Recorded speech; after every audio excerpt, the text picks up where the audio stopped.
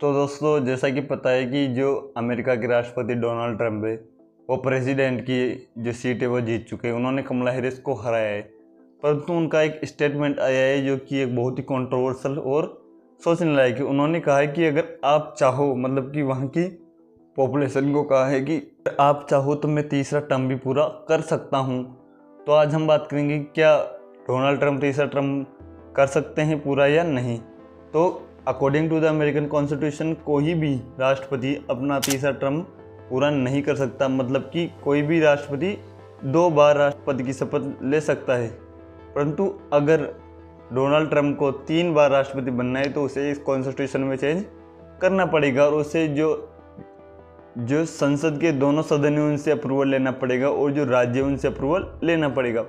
According to the 22 constitution amendment कोई भी राष्ट्रपति तब 2 बार से ज़्यादा राष्ट्रपति नहीं बन सकता, परंतु ऐसा हमेशा के लिए नहीं होता था कि कोई भी राष्ट्रपति 2 बार से ज़्यादा राष्ट्रपति नहीं बन सकता। 1945 में जो वहाँ के राष्ट्रपति फ्रैंकलिन डी रूजवेल्ट थे वो 4 बार राष्ट्रपति रहे, परंतु इसके बाद इनकी डेथ के बाद, जो कि इनके कार्यकाल के अंदरूनी हो गई थी, तो इनकी डेथ के बाद वहाँ पर एक कॉन्स्टिट्यूशन अमेंडमेंट किया गया, कॉन्स्टिट्यूशन 22। इस अमेंडमेंट के बाद ये कहा गया कि कोई भी राष्ट्रपति 2 बार से ज़्यादा अमेरिका का राष्ट्रपति नहीं रह सकता।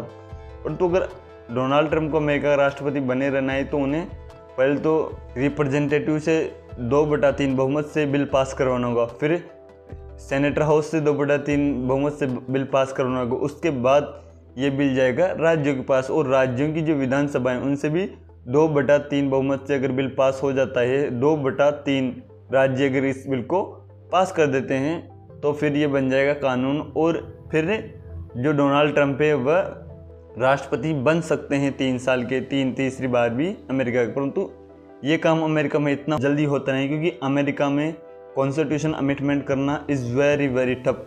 नाकों से लकीरें खिंच जाती है अगर हम अमेरिका में कॉन्स्टिट्यूशन अमेंडमेंट की बात करें। ये बिल्कुल इंडिया की तरह ईजी नहीं है कि ये चुटकी बजाई ये अमेंडमेंट हो गया, या फिर ये ब्रिटेन की तरह ईजी भी नहीं है कि हमने बोल दिया तो ये अमेंडमेंट हो गया। क्योंकि ब्रिटेन की जो संसद के लिए ऐसा बोला जाता है कि इतना फ्लेक्सिबल है वहाँ का कॉन्स्टिट्यूशन की ब्रिटेन की जो संसद है वो आदमी को औरत और औरत को आदमी बनाने के अलावा सब कुछ कर सकती है। परंतु जो अमेरिका का कॉन्स्टिट्यूशन है वो बहुत ज़्यादा टफ है। अभी तक वहाँ पर कुछ ही कॉन्स्टिट्यूशन अमेंडमेंट हुए हैं, तो ये जो पूरा इकोसिस्टम है इसको एक साथ इस क्राइटेरिया को पूरा करना लगभग इम्पॉसिबल है। क्योंकि डोनाल्ड ट्रंप को अपनी रिपब्लिकन पार्टी के साथ साथ और जो पार्टी है उसकी भी ज़रूरत पड़ेगी, तो दोनों पार्टियों के सहयोग से ये अमेंडमेंट हो सकता है। परंतु मेरे को लगता नहीं कि ये अमेंडमेंट होगा, क्योंकि 1951 में जब ये अमेंडमेंट हुआ था तो दोनों पार्टियों की सहमति से और भी जो पार्टियाँ थी उनकी सहमति से ये अमेंडमेंट किया गया था कि 2 बार से ज़्यादा कोई भी राष्ट्रपति नहीं रह सकता। परंतु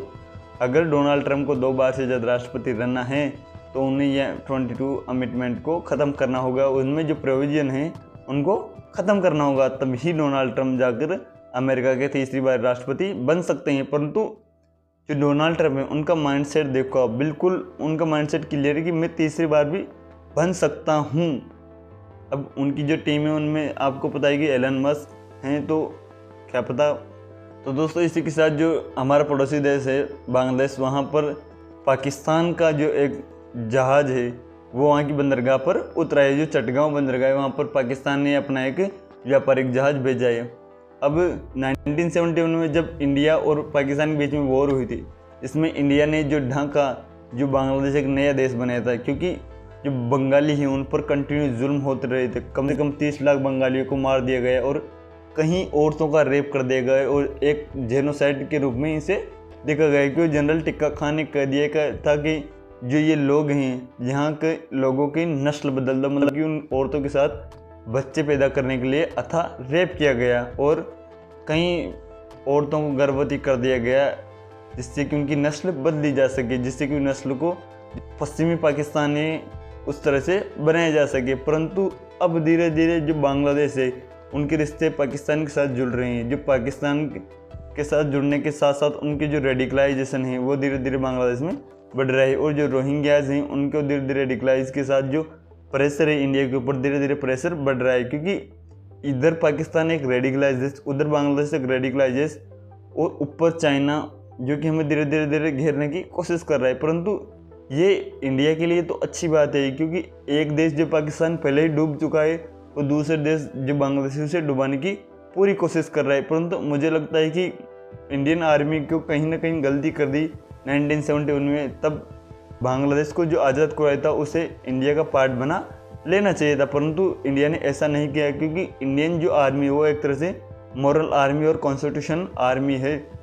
तो इंडिया ने जब बांग्लादेश बनाया तो इंडिया ने ऐसा नहीं सोचा था कि जो लोग इनका जेनोसाइड करेंगे, जो लोग इनको मौत के घाट उतारेंगे, ये उन्हीं लोगों के जाके तलवे चाटेंगे। और बेसिकली पहले 1971 के पहले थे भी तो पाकिस्तानी ये लोग, तो जो रेडिकलाइजेशन है वो पहले ही था इनमें, बस वो थोड़ा दब चुका था, परंतु ये रेडिकलाइजेशन अब उभर कर बाहर आ रहा है।